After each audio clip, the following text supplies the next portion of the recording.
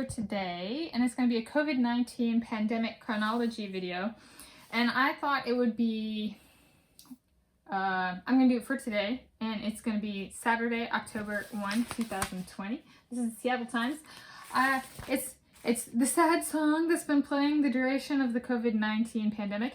So there's been a bunch of misinformation about the pandemic and the virus itself. And today, the Seattle Times chose, so it's important to, okay, background. Seattle Times has a section called opinion pieces. And so people can write whatever they want. It doesn't have to be consistent with what reality or what happened or anything like that. It's what, like, a person's opinion, right? So it's not based on facts. And so today,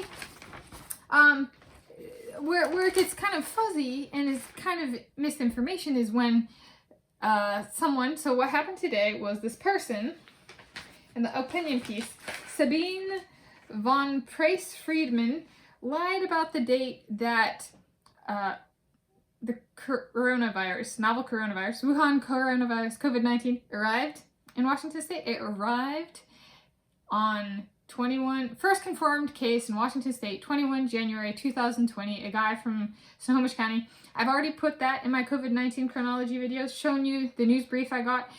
There was an article on it at the time, like, in addition to the breaking news brief I got. And so they lied, and they said that it was February 29, 2020.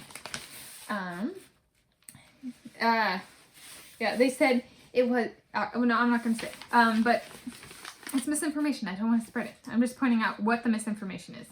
So they lied and said that the virus arrived in Washington State over 1 month later. So I read this in the newspaper today.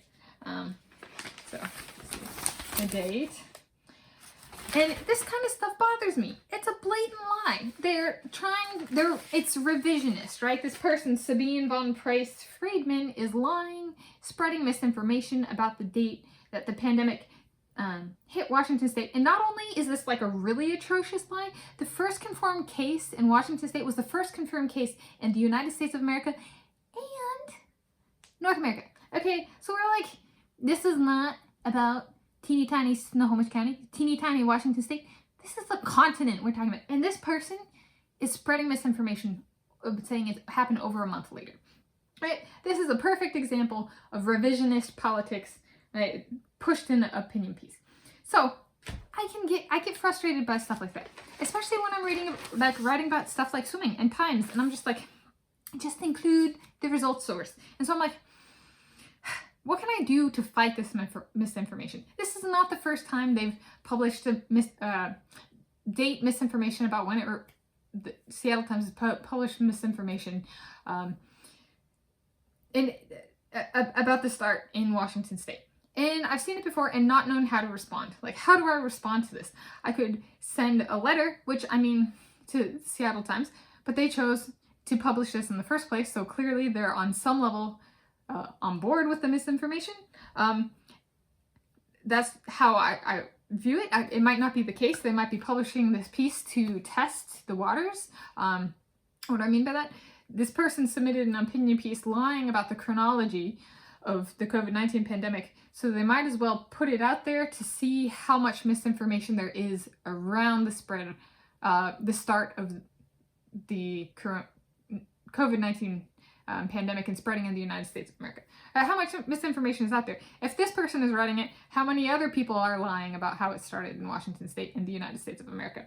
So putting it out for feelers, I could see the Seattle Times doing something like that.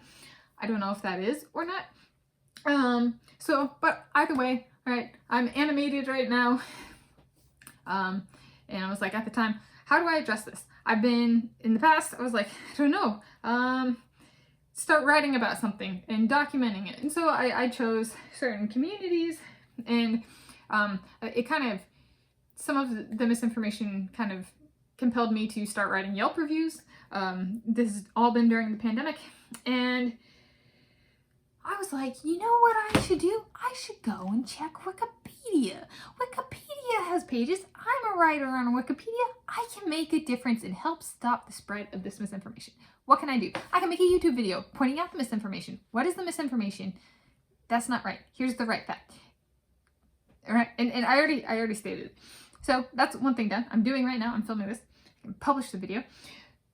2, okay, so YouTube, there's the first thing I can do. Second thing I can do, Wikipedia. Wikipedia has articles on the COVID-19 pandemic. And they have an article on the timeline for the COVID-19 pandemic, but then they break it down further. So they have like each month of the COVID-19 pandemic on Wikipedia has a Wikipedia page. And so I was like, I'm gonna go see if the Wikipedia page got it correct. The Seattle Times just published misinformation. Does Wikipedia get it right? Which one's more accurate? Which one's more reliable as a reference, Wikipedia or the Seattle Times? So I go to Wikipedia, January 2020 page, go to the section for 21 January 2020, and sure enough, they even say state of Washington, first confirmed case in the United States of America and North America. Very cool. So I'm like looking at it, I'm like, okay, it's already here. So should I do something? And I was like, well, maybe if I put the original Seattle Times article as a reference on this Wikipedia article page, maybe the Seattle Times will see it somehow. Because if I add it as a reference, I can add a link to the page. And some of the entities monitor their pages, especially publications. They'll look for new links made to the page. So I searched the Wikipedia page for the COVID-19 pandemic, January 2020, timeline. And I'm like, are there any Seattle Times references on this page yet? And there were not. And so I was like, well, this would be the first link. So if they are monitoring, they should get a notification if they made the Seattle Times page. And if not, and they're just monitoring new links, they'll get this. So what I did to combat the misinformation, I'm proud of myself. I came up with a solution this time that I did something tangible, YouTube and Wikipedia. I added the Seattle Times reference as the original publication as a reference for the first confirmed case. There were already 2 references there. I think one was CNN and the other one was a government report or a Department of Health report, something like that. So I was like, we'll add the Seattle Times. So I added the Seattle Times. And so that is the COVID-19 pandemic chronology for today, Saturday, 1 October 2022, is I went back and contributed, I made a YouTube video, this video, and I contributed to Wikipedia to help fight misinformation published in the Seattle Times today. So I'm like, there are a whole lot of unsuccessful, because I can't think of ways to handle the situation. I'm like, how do I make an impact, right? To point out, this is the thing, right? This isn't the thing. Misinformation is a problem, but how do I come up with a solution? So it just spontaneously occurred to me. I was watching YouTube and then I was like, maybe Wikipedia. Where on Wikipedia might this be? I'd be able to, do they have anything? So just taking my career channels, so to speak, YouTube, career platforms at the moment, YouTube and Wikipedia, and being like, what can I do there? That's what I did. Where can I start to fight this misinformation? So I'm happy I did something. First success story on this particular strand of misinformation, so to speak, or strain of misinformation about the wanting to move the date back by over a month of it arriving in Washington State, COVID-19.